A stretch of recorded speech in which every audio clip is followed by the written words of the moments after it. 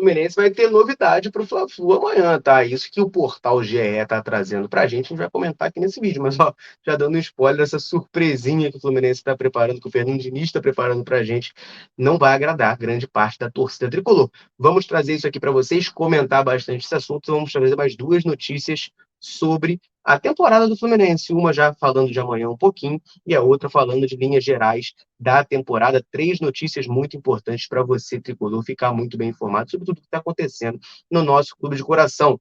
Muito obrigado pela sua audiência. Convido você a assistir esse vídeo aqui até o fim para ficar sabendo de tudo. Beleza? Antes de a gente começar, eu só quero mandar um abraço para a galera que apareceu no último vídeo. Apareceu bastante gente pedindo para mandar um abraço. Vou mandar um abraço aqui para o Elias de Jucimeira, no Mato Grosso, para o Marco Aurélio de Vitória, para o João de Morro do Chapéu, na Bahia, para o Maciel de Juazeiro do Norte, no Ceará, para o Manuel aqui do Rio, para o Clomilson lá de Manaus e para o Antônio de Duque de Caxias. Um abraço aí para a galera que está sempre ligada aqui na Central. Você, claro, que se quiser que a gente mande um abraço também, só dá um alô aí no vídeo, falar o seu nome e a cidade de onde você nos assiste, que eu mando um abraço aqui no próximo vídeo que a gente fizer. Beleza? Vamos partir para as notícias então, porque são três coisas que eu quero falar nesse vídeo. E a primeira delas é a notícia que eu classifiquei, né, como linhas gerais da temporada, porque é uma apuração da Netflix de que a comissão técnica do Fluminense estuda a possibilidade de readotar o rodízio no elenco do Fluminense, tá? Voltar a fazer rodízio. Lembra que no começo da temporada estava havendo rodízio?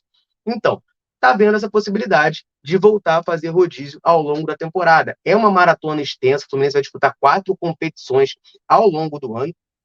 E aí, agora, na verdade, ao longo do ano, não. O Carioca acaba agora, depois são mais 3 competições. Mas nesse mês de abril, são 4 competições. Amanhã tem a final do Carioca, quarta já tem Copa do Brasil. No final de semana, no sábado, tem Brasileirão contra o América lá em Minas. Depois, você pega aí na outra terça-feira, tem Libertadores, enfim, várias competições diferentes, e aí a comissão técnica do Fluminense está entendendo que talvez precise utilizar o rodízio. Mas calma, não vai ser aquele rodízio igual no começo do ano. Vocês lembrarem, né, puxarem na memória o começo do ano, como é que foi? Time titular no primeiro jogo, time completamente reserva no segundo, time titular no terceiro, time completamente reserva no quarto. E assim, acho que acabou por aí, porque aí depois teve o jogo contra o Botafogo, teve aquela situação sobre o pênalti, dizem, né? Enfim, eu sei que teve o jogo do Botafogo e depois acabou o rodízio. Se tem relação ou não, eu vou deixar no ar.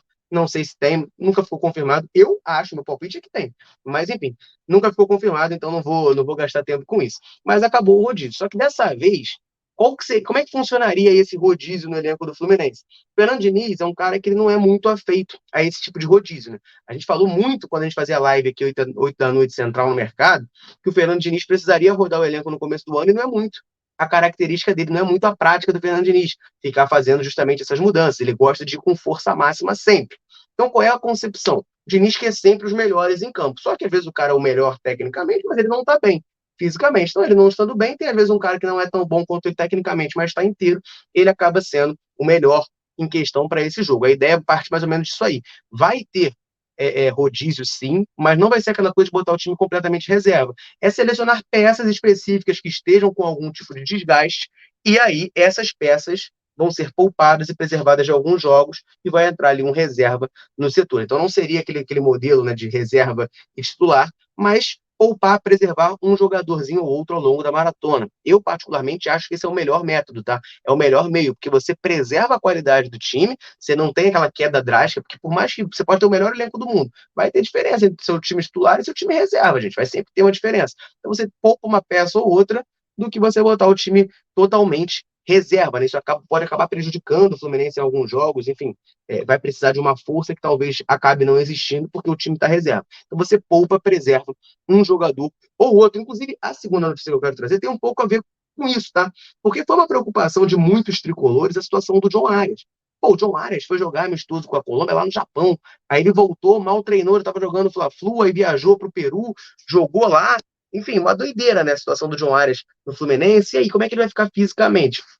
Tem uma informação aqui da própria Netflix, tá? Apuração da própria. Não, minto, perdão. Apuração do O Globo, tá? Marcelo Neves no O Globo traz essa informação de que o Fluminense está com um planejamento cauteloso, tá? Com o John Arias, para ele poder jogar amanhã em condições. A informação dá conta de que ele está fazendo avaliações frequentes lá pela comissão técnica do Fluminense para saber como é que ele está fisicamente. John Arias vai estar inteiro, vai estar apto para jogar?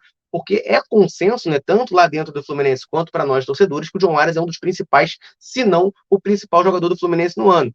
Lá no Peru, por exemplo, 2 assistências na conta dele, 2 gols do Germancano e 2 assistências do John Arias. Então, assim, é um jogador essencial para o time do Fluminense. Precisa estar inteiro para poder jogar esse Fla-Flu, para poder trazer esse título carioca para nós. Então, está fazendo essas avaliações frequentes, é um jogador que está sendo observado de perto. Isso conversa muito com a primeira informação, né, com a primeira notícia, que é essa questão de fazer um rodízio. Para o Fla-Flu, claro que não, né? Final de campeonato, todo mundo, a tendência é que todo mundo esteja apto, vai jogar. Mas você pegar um jogo ali no Brasileirão, o João Arias é uma peça aí que provavelmente, pô, ele não joga hoje para ser preservado, entra um outro no setor. Bota, por exemplo, o Lima no lugar do John Arias. Você tem uma queda de qualidade, é óbvio, porque no nível do John Arias não tem outro na América do Sul. Mas é um jogador que vai estar mais inteiro fisicamente, você vai preservar o John Arias para jogar, por exemplo, contra o The Strong. Isso aqui é um exemplo, tá? Não estou dizendo que vai acontecer, mas vamos supor, joga a final agora, aí joga, bota aí, quarta-feira ele é poupado. Quarta-feira contra o Paysandu ele é preservado. É uma possibilidade, ou sei lá, final de semana, aí contra o The Strong, o Libertadores já está inteiro. Você vai fazendo essas mudanças assim, sutis para o time não perder em qualidade, mas o jogador está sempre descansado, está sempre conseguindo atuar em alto nível, tá? Acho que essa é a melhor saída mesmo, ainda mais nessa maratona de jogos. O Fluminense vai ter 9 jogos, se eu não me engano, no mês de abril. Já teve 2 deles, né? E agora tem, ó, final, amanhã, Maracanã, Paysandu, Maracanã, América em Minas, depois é The Strongest Maracanã, Atlético Paranaense Maracanã, aí viaja Belém, Fortaleza e fecha o mês. É um mês extenso, muitos jogos. Infelizmente, acho que a principal viagem, tirando ali. Não, a principal viagem, a viagem mais longa foi agora para o Peru.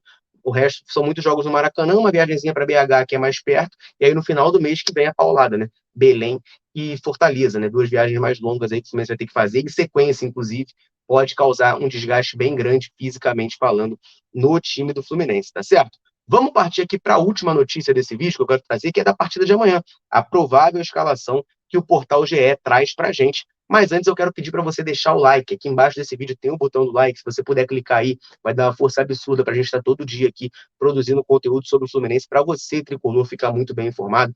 Deixa esse like aí, dá essa moral para a gente. Também deixa um comentário. 2 notícias já passaram, vai ter a terceira notícia agora. Uma notícia que uma decisão que eu considero até um pouco polêmica do Fernando Diniz. Tem muito pano para manga, então deixa seu comentário aí, sua opinião, para a gente trocar uma ideia. Fechou? Vamos lá, porque o GE traz essa informação da provável escalação do Fluminense para amanhã. É importante lembrar que Martinelli estourou a coxa, está fora desse jogo. E o Samuel Xavier foi expulso no primeiro jogo. Então também não atua. Portanto, mudanças com certeza teríamos, novidade com certeza teríamos. Só que além desses problemas todos, né, que o Fluminense tem, esses 2 problemas, que podem virar 3 porque o Alexander era quem estava sendo titular na lateral esquerda, o David Braz não jogou o último jogo. David Braz não jogou contra o Sport Cristal por dores na coxa e é dúvida para essa partida. Gravei um vídeo mais cedo que ele estava treinando normalmente lá no CT, enfim. A tendência é que esteja apto para essa partida, possa jogar. Ué, o que está acontecendo? Pois é, vou trazer aqui a provável escalação que o GE nos traz aqui. Tem novidade, tem novidade, ó. Fábio, Guga jogando no lugar do Samuel Xavier, o que a gente esperava, ele é o reserva do lateral direita. Nino, Felipe Melo e Marcelo. André, Alexander, Ganso e Arias, Keno e Cano lá na frente. Vamos lá. Uma coisa de cada vez. Guga, no lateral direito. Não tem pra onde fugir. Ele é o reserva do lateral direito, Samuel Xavier está suspenso, o Guga vai jogar. Enfim, tem que jogar mesmo, é isso. A única questão é, porque como o Guga também é opção para lateral esquerda, você fica, pô, talvez se quisesse fazer alguma outra coisa na esquerda, não pode, porque o Guga está na direita. Mas eu prefiro o Guga como lateral direito e ele vai jogar por lá. Na esquerda, Marcelo titular. Jogou titular contra o Sporting Cristal, fez uma atuação boa, eu achei a atuação do Marcelo boa, tem aquele passe fantástico pro John Arias, a pré-assistência, o pessoal gosta de falar, né? Passe fantástico pro John Arias tocar pro Germancano lá fazer o gol.